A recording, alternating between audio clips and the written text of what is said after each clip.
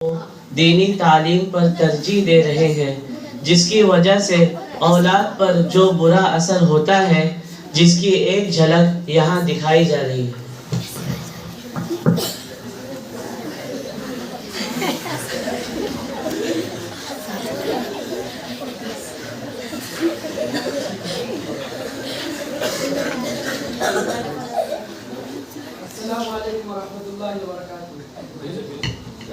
अस्सलाम वालेकुम वरहमतुल्लाहि वबरकातुहू। वालेकुम अस्सलाम वरहमतुल्लाहि वबरकातुहू। फारूक भाई क्या हाल चाल है? अल्हम्दुलिल्लाह, अल्लाह का शुक्र है। और कहीं जा रहे थे क्या? बस यही थोड़ा खेत पर आए थे। बेटे असलम, बेटे अफान, इधर आओ बेटे।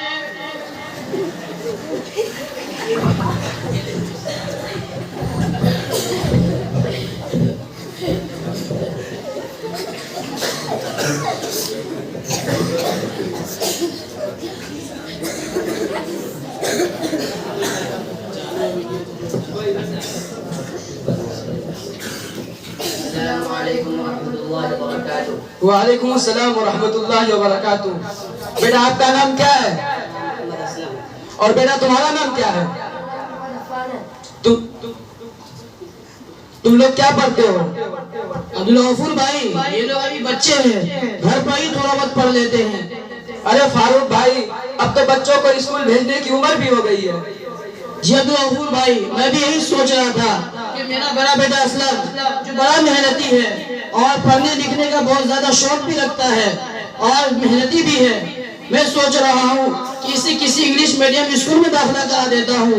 और मेरा छोटा बेटा अफान जो बहुत कमजोर है और मेहनती भी नहीं है और जहन भी कमजोर है, इसका किसी मदरसे में दाखिला करा देता हूँ, वही दाल रोटी खाकर पड़ा रहेगा। अरे फारूक भाई, आपने अच्छा सोचा है। अच्छा तो अब मैं चलता हूँ, मुझे बहुत काम है। ठीक है अब्दुल गफूर भाई। हाँ तो बेटा असलम, मैं तुम्हारी जहानत से बहुत खुश हूँ। बेटा मेरी ख्वाहिश है कि तुम एक बेहतरीन डॉक्टर बनो, इसलिए बेटा मैं आज तुम्हारा किसी इंग्लिश मीडियम स्कूल में दाखिला करा देता हूँ। ऐसा करो बेटा, तुम जल्दी से तैयार होकर आ जाओ। जी अब्बू, मैं तो अब डॉक्टर बनूंगा और रोजाना बस में बैठकर स्कूल जाऊंगा, बड़ा मजा आएगा। हाँ बेटे। अब्बू, मैं भी डॉक्टर बनूंगा। अरे कमबख्त, तुम जैसे बेवकूफ को डॉक्टर बनना रह गया है। चलो जाओ, जब मैं उसका दाखिला कराकर वापस आऊंगा तुम्हारा भी किसी मदरसे में दाखिला करा दूंगा। चलो जाओ।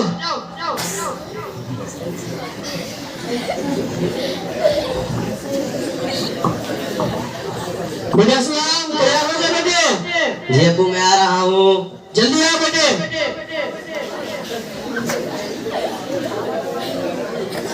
जी अब्बू, मैं आ गया। चलो बेटा, हम तुम्हारा दाखिला करा देते हैं। बाप दाखिला करवा कर घर वापस आ जाता है।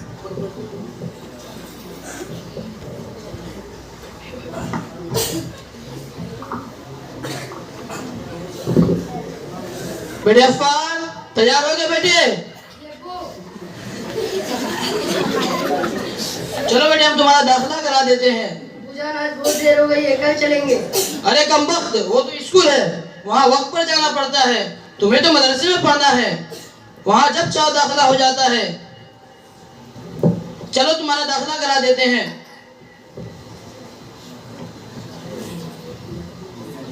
अरे नसीम भाई देखो, मुझे एक जरूरी काम याद आ गया है। ऐसा करो, तुम इसे ले जाओ और मदरसे में दाखिला करा देना, और सुनो 10-5 रुपया भी दे देना। ठीक है, दे देंगे। और इस तरह बाप ने अपने दोनों बेटों का दाखिला कर दिया। और कुछ दिनों बाद बाप जब अपने खेत के लिए निकलता है तो अचानक अपने बड़े बेटे असलम का फोन आता है।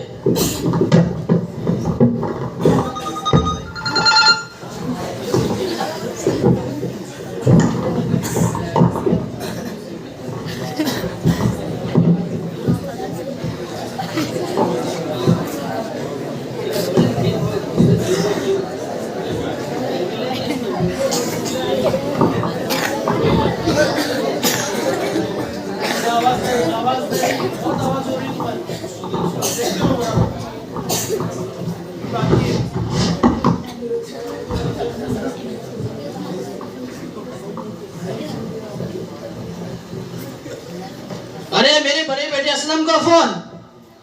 How are you dad? हाँ बोलो बेटा, मैं ठीक हूँ, तुम कैसे हो? खैरियत मत पूछिए, 1 साल की एक्स्ट्रा फीस जमा करनी है, जल्द फौरन 1 लाख रुपया भेज दीजिए। अरे बेटा तुम इसकी फिक्र क्यों कर रहे हो, मैं भी 1 लाख रुपया भेजता हूँ। और सुनो बेटा, किसी चीज की जरूरत पड़े तो मुझे कॉल कर देना।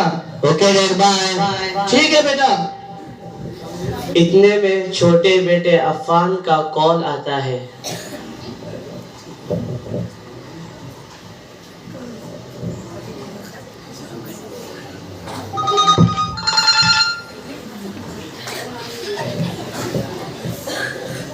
अरे इस कमबख्त ने क्यों फोन किया? अस्सलाम वालेकुम वरहमतुल्लाहि वबरकातुहू अब्बू जान। वालेकुम अस्सलाम व रहमतुल्लाहि व बरकातुहू। क्या बात है, क्यों फोन किया हो? पढ़ाई नहीं हो रही है? अल्हम्दुलिल्लाह पढ़ाई तो हो रही है, अभी तक मेरी खुराकी की फीस जमा नहीं हुई है, इसलिए 2000 रुपये चाहिए था। अरे क्या खुराकी रोजाना लगा रखे हो? मौलवी साहब को कह दो परेशान ना करे, मैं खुराकी भेज दूंगा। चलो रखो फोन। अरे मदरसे वाले भी खुराकी लगाए रखे रहते हैं, परेशान करते रहते हैं। फिर बाप बेटों को पैसा भेजने के लिए बैंक चला जाता है, लेकिन देखिए उसके बाद आगे क्या होता है।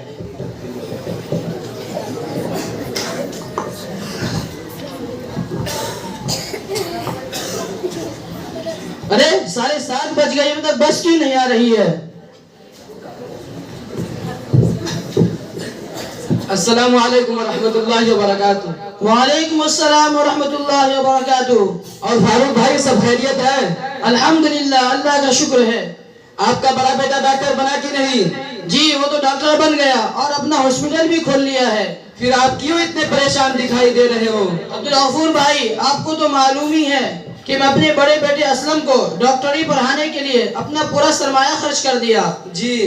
रही सही थोड़ी सी जमीन बाकी थी तो उस पर भी मेरा पड़ोसी शाकिर दावा कर बैठा है, इसलिए मैं आज अदालत के लिए निकला था। दुआ करें कि फैसला मेरे हक में हो।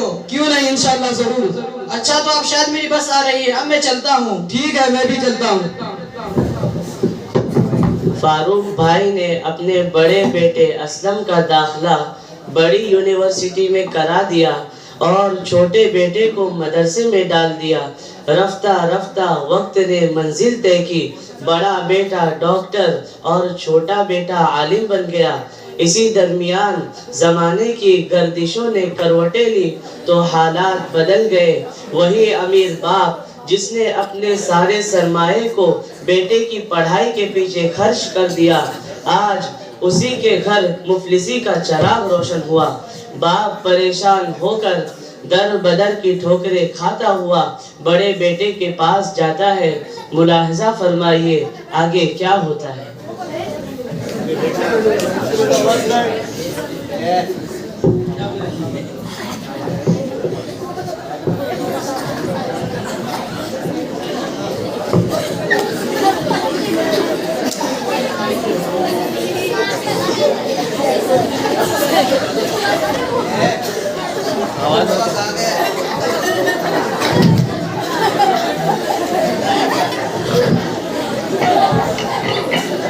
अरे मियाँ तुम कौन हो, कहाँ जा रहे हो? अपने बेटे असलम से मिलने आया हूँ, मुझको जाने दो। आज यही था, मैं डॉक्टर साहब को बुला कर आता हूँ। मियाँ खलील साहब, सर एक बूढ़ा फटे पुराने कपड़े में आया है और वो आपको अपना बेटा बतला रहा है। ठीक है, उसे आप बाहर बैठाओ। आज यही था, डॉक्टर साहब आए हैं। डॉक्टर साहब 2 दिन से बुखार है, सर्दी और जुकाम है।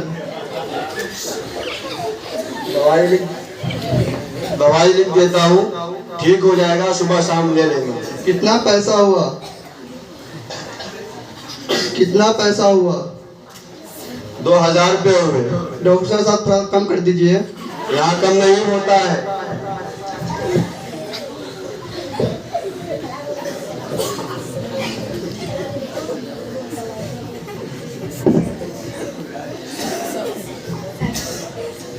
अरे आप इधर क्यों आ गए? यहाँ मैं इंसल्टी कराने आए? बेटे घर के हालात कुछ खराब चल रहे हैं, इसीलिए मैं तुमसे मिलने चला आया बेटा। अच्छा अभी आप घर जाओ, मैं शाम को आता हूँ। और इस तरह बड़े बेटे असलम ने अपने बाप के साथ नारवा सलूक करके उसके अरमानों पर पानी फेर दिया और यादों के शीश महल को चकनाचूर कर दिया। तो बाप बेचारा गमों का पहाड़ लिए हुए सदमों से निढाल होकर एक अनजान रास्ते पर चल पड़ता है और बेटे के नारवा सलूक को ताब न लाकर गिर पड़ता है। अचानक वहां से मदरसे के 2 तालिबे इल्मों का गुजर होता है। देखिए आगे क्या होता है।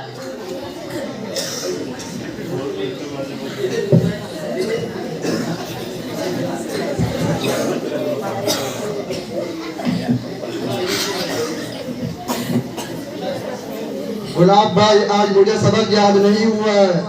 मुझे भी सबक याद नहीं हुआ है। हुआ क्या बात है? अरे शमीम भाई देखो रास्ते में बुरा सिक्का पड़ा है। ये हमारी होती है।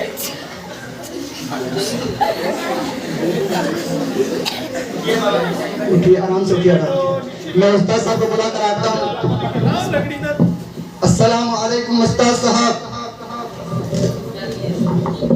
वालेकुम अस्सलाम व रहमतुल्लाहि व बरकातुहू। आने में इतनी ताखिर क्यों हो गई? उस्ताद साहब रास्ते में बुरा शख्स गिरा पड़ा हुआ है, अब जल्दी चलिए।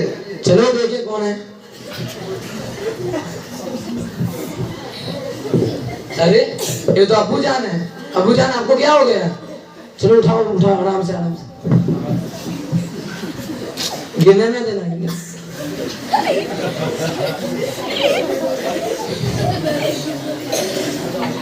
जल्दी से पानी। अबू जान आपको तो बुखार भी हो गया, जल्दी से पानी लेकर आओ और डॉक्टर साहब को भी बुलाओ। अरे डॉक्टर की जरूरत नहीं है, रहने दो बेटे। लेकिन बेटे मैं तुमसे माफी मांगता हूँ। मैं तुम्हारे हुस्न अखलाक से बहुत मुतासिर हुआ और तुम्हारे साथ हमेशा सौतेला सलूक करता रहा। तुम्हारी हकीकत को नहीं समझ सका, मुझे माफ कर देना बेटा। अचानक बड़े बेटे असलम जो डॉक्टर है वहाँ तशरीफ लाते हैं। देखिए आगे क्या होता है।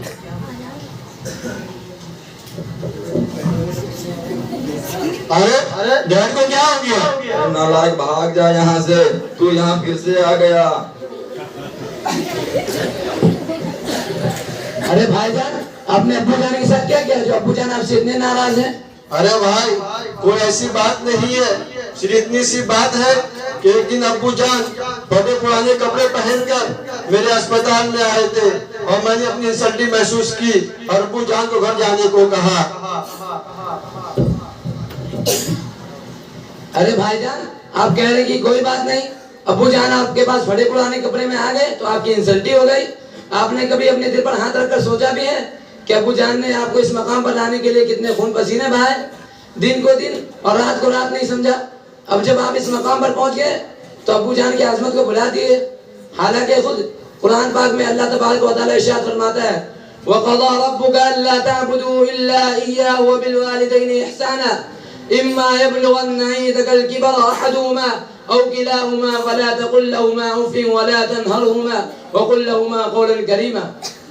अरे भाईजान आप नहीं जानते वालिदैन कितनी बड़ी नेमत है। आप किसी यतीम बच्चे से जाकर पूछो, वो बताएंगे वालिदैन क्या होते हैं। भाई अफान, मैं अपनी डिग्री की वजह से अपनी इंसल्टी महसूस की और अब्बू जान की अजमत को भूल गया। अब्बू जान मुझे माफ कर दे, प्लीज मुझे माफ कर दे। नहीं नालायक, मैं तुझे कभी माफ नहीं करूंगा। अरे भाई अफान, आप ही अब्बू को समझाइए ना कि मुझे माफ कर दे। अब्बू जान माफ कर दो ना, वो आपका बड़ा बेटा है। बेटा जब तू कहता है तो मैं इसे माफ करता हूँ, लेकिन बेटो आओ बैठो, मैं तुम्हें एक बात समझाता हूँ। बेटे मैंने तुम्हें आलिम इसलिए बनाया ताकि तुम दिन की खिदमत करो और जन्नत कमा सको, और बेटे मैंने तुम्हें डॉक्टर इसलिए बनाया ताकि तुम लोगों की खिदमत करो और ना कि लोगों को लूटो। बेटे तुम इस बात के अच्छे से ख्याल रखना। ठीक है, हम इस बात का ख्याल करेंगे।